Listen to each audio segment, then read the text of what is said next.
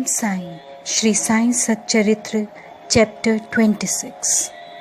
Preliminary. All the things that we see in the universe are nothing but a play of Maya, the creative power of the Lord. These things do not really exist. What really exists is the real absolute. Just as we mistake a rope of a garland or a stick for a serpent on account of the darkness, we always see the phenomena, that is, things as they outwardly appear, and not the intellect which underlies all the visible things. It is only the Sadguru that opens the eyes of our understanding and enables us to see things in their true light and not as they appear. Let us, therefore, worship the Sadguru and pray to him to give us the true vision, which is nothing but God vision. Inner worship. Hemar Pant has given us a novel form of worship. Let us, he says, use hot water in the form of tears of joy to wash the Sadguru's feet. Let us besmear his body with sandal paste of pure love. Let us cover his body with the cloth of true faith. Let us offer 8 lotuses in the form of our 8 sattvic emotions and fruit in the form of our concentrated mind. Let us apply to his head bukka, black powder, in the form of devotion, and tie the waistband of bhakti and place our head on his toes.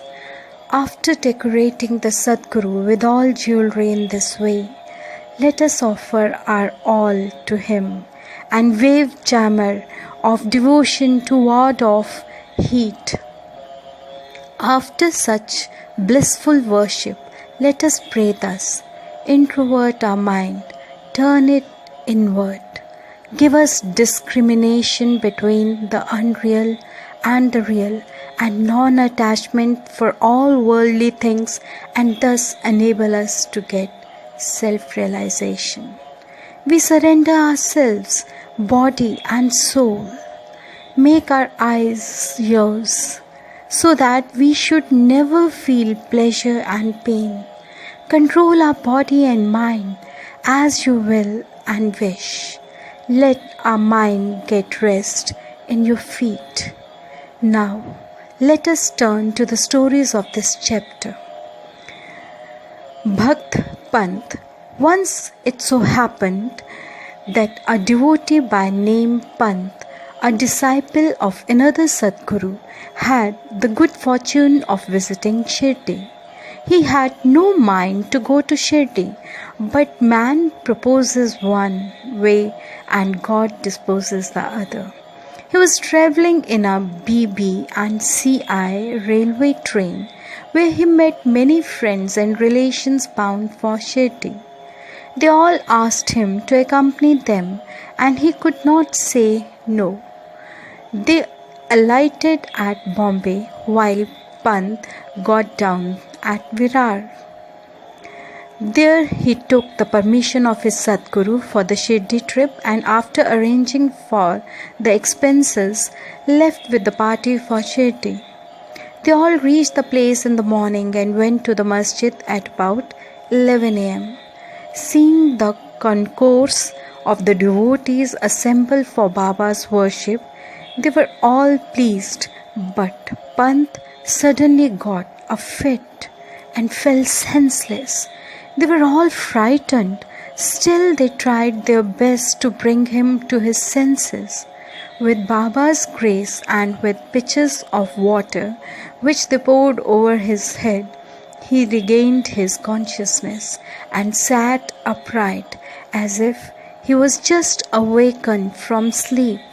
The omniscient Baba, knowing that he was a disciple of another Guru, assured him fearlessness and confirmed his faith in his own Guru by addressing him as follows: Come what may, leave not, but stick to your bolster. that is, support of your Guru, and ever remain steady, always at one meant in union with him. Pant at once knew the significance of this remark, and thus he was reminded of his Sadguru. This kindness of Baba he never forgot in his life. Harish Chandra Pittale. There was a gentleman by name Harish Chandra Pittale in Bombay. He had a son who suffered from epilepsy. He tried many allopathic and Ayurvedic doctors, but there was no cure.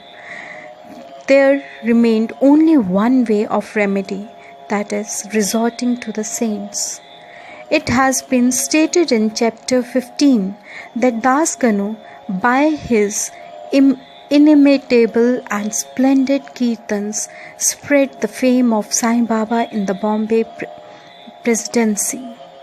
Mr. Pittale heard some of these kirtans in 1910 and learned therefrom and from others that Baba, by his touch and mere glance, cured many incurable diseases. Then a desire arose in his mind to see Sai Baba. Making all preparations and taking presents and fruit baskets, Mr. Pittale came to Shirdi with family, wife and children. He then went to the masjid with them, prostrated before Baba and placed his sick son on Baba's feet. No sooner Baba saw the child than the untoward thing happened. The son immediately revolved his eyes and fell down senseless. His mouth began to foam and his whole body began to perspire profusely, and it seemed as if he breathed himself out. Seeing this, the parents became very nervous and excited.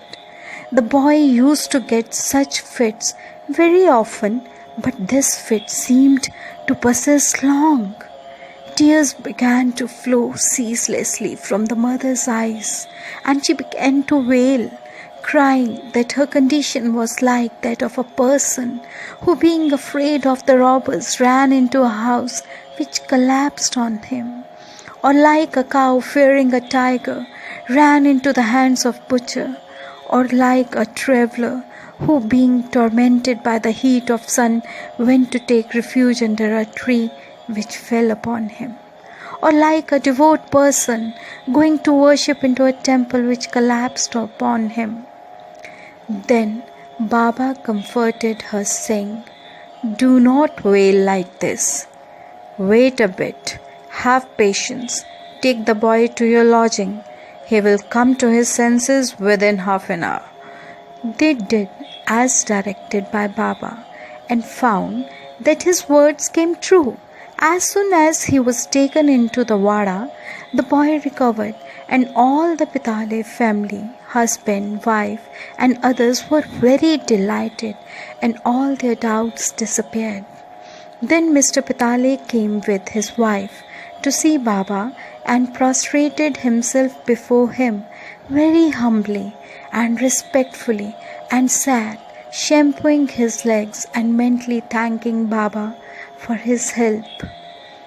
Baba then smilingly said, "Are not all your thoughts, doubts and apprehensions calmed down now? Hari will protect him who has got faith and patience." Mr. Pittale was a rich and well-to-do gentleman. He distributed sweetmeat on a large scale and gave Baba excellent fruits and pan. Mrs. Pittale was a very sattvic lady, simple, loving and faithful. She used to sit near the post staring at Baba with tears of joy flowing down from her eyes. Seeing her of an amicable and loving nature, Baba was much pleased with her. Like gods, saints are always dependent on their devotees who surrender and worship them with their heart and soul. After passing some happy days in Baba's company, the Pittale family came to the masjid to take Baba's leave to depart. Baba gave them Udi and blessings and called Mr. Pitale close by and said to him, Babu, I had given you before ₹2. Now I give you ₹3. Keep these in your shrine for worship and you will be benefited. Mr. Pitale accepted these as prasad, prostrated himself again before Baba and prayed for his blessings. A thought arose in his mind that as that was his first trip to Shirdi, he could not understand what Baba meant when he said that he had given ₹2 previously. He was curious to have this mystery solved, but Baba kept silent. When Mr. Pitale returned to Bombay, he narrated to his old mother all that had happened at Shirdi and the mystery about Baba's giving him ₹2 formally. The mother also did not understand the mystery, but thinking seriously about that, she was reminded of an old incident which solved the mystery. She said to her son, as you now went to Sai Baba with your son, so had your father done when he took you to Akkalkot for the darshan of the Maharaj there many years ago. That Maharaj was also a Siddh, perfect yogi, omniscient and liberal. Your father was pure, devout, and his worship was accepted. He then gave your father ₹2 for being kept in the shrine and worshipped. Your mother worshipped them accordingly till his death. But thereafter the worship was neglected and the rupees were lost.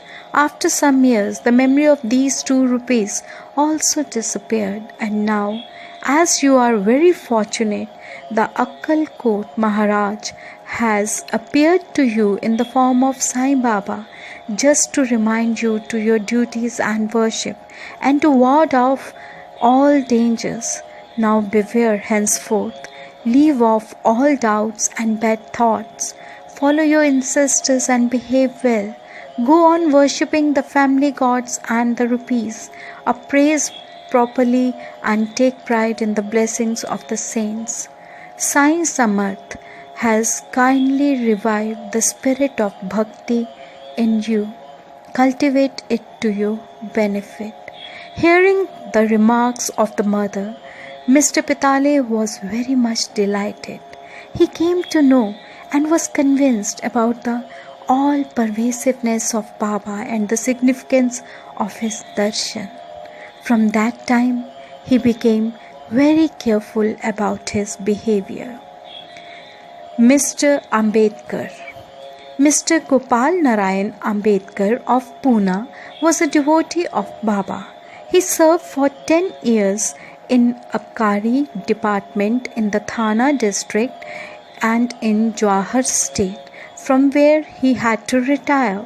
He tried to get some other job, but he did not succeed. He was overtaken by other calamities and his condition grew from bad to worse. He passed 7 years in this condition, visiting Shirdi every year and placing his grievance before Baba. In 1916, his plight became worse and he decided to commit suicide in Shirdi. So he came there with his wife and stayed for 2 months. One night, while sitting in a bullock cart in front of Dikshit's Wada, he resolved to end his life by throwing himself into a well close by. He proposed to do one way, but Baba wished to do something else. A few paces from this place there was a hotel, and its proprietor, Mr. Sagun, a devotee of Baba, came out and accosted him thus. Did you ever read this Akkalkotkar Maharaj's life? Ambedkar took that book from Sagun and began to read it. Casually, or we may say providentially, He came across a story which was to this effect. During the lifetime of Akkalkotkar Maharaj, a certain devotee suffered very much from an incurable disease, and when he could endure the agony and pain no longer, he became desperate, and to end his miseries threw himself one night into the well. Immediately the Maharaj came there and took him out with his own hands and advised him thus: "You must enjoy the fruit, good or bad, of your past actions. If the enjoyment be incomplete, suicide won't help you. You have to take another birth and suffer again. So instead of killing yourself, why not suffer for some time and finish up your store of the fruit of your past deeds and be done with it once and for all?"